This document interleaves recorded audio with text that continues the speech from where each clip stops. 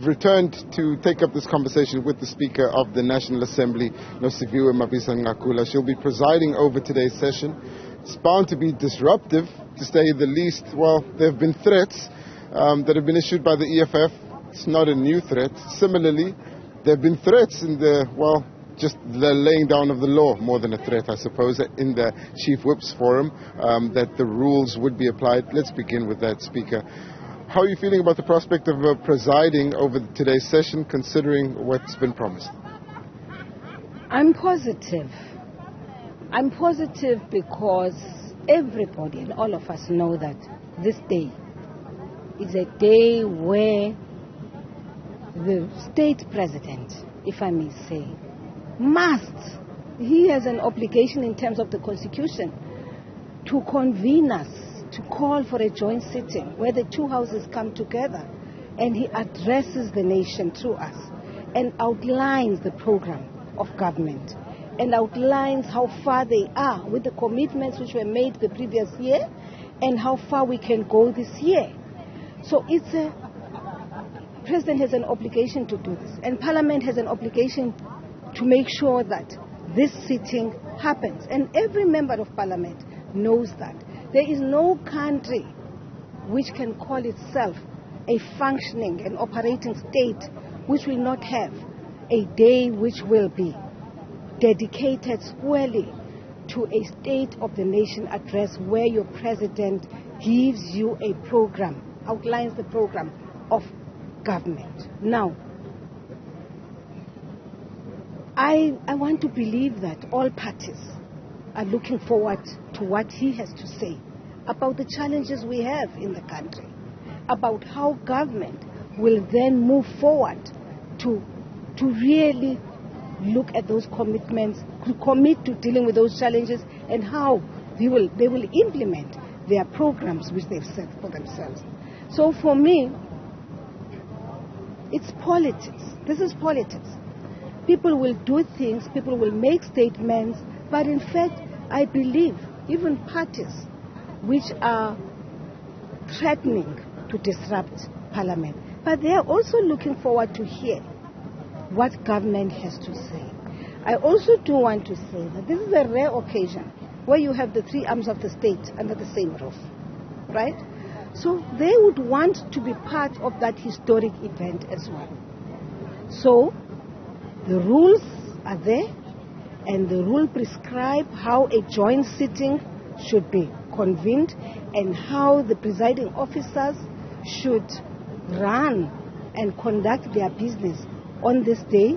The rules are there to be complied with by all members of Parliament, because we members of Parliament are the ones who developed those rules.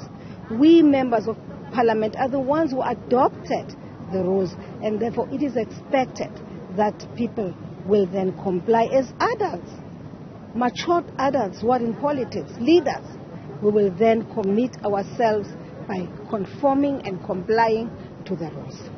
South Africa's come a long way since that first disruption in 2014 when former President Jacob Zuma famously laughed while the EFF was being kicked out of the National Assembly chamber. And since then, some members of the public have said that they feel represented by the disruption, that it adds to the vibrancy, and that what they support what the EFF as their constituency in Parliament is doing by disrupting the State of the Nation address and essentially voicing what they believe is the anger from their constituency towards the president. Do you think it adds to the vibrancy of the democracy, or is it out of order? Look, the debates in Parliament, by right, must be robust. There are different political parties there, 14 of them, right? Each political party has a program. And that program is that of, amongst others, engaging with us as a ruling party, right? Engaging with us about what it is that we are doing right and what it is that we're not doing right. That's politics. If you come into Parliament with a belief that, well, people will not challenge you, people will challenge you for everything you do. In fact, this past year taught me that you damned if you do, you damned if you don't, as the presiding officer now. That's robustness. That is the nature of our politics. And that, for me, demonstrates as well the maturity of our democracy. You know, our democracy is maturing. Our people have begun to appreciate that they have a right to speak out, to raise issues. But of course, it is the how part. How do you raise issues? Do you disrupt? No, it is not correct. You still use the rules to put forward and express your views on behalf of your constituency. And that, for me, is the issue.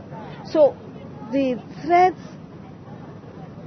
I don't want to be shaken by that. I don't want to move in there and take a seat with Honorable Masondo, feeling that, oh, we are under siege. We're not under siege.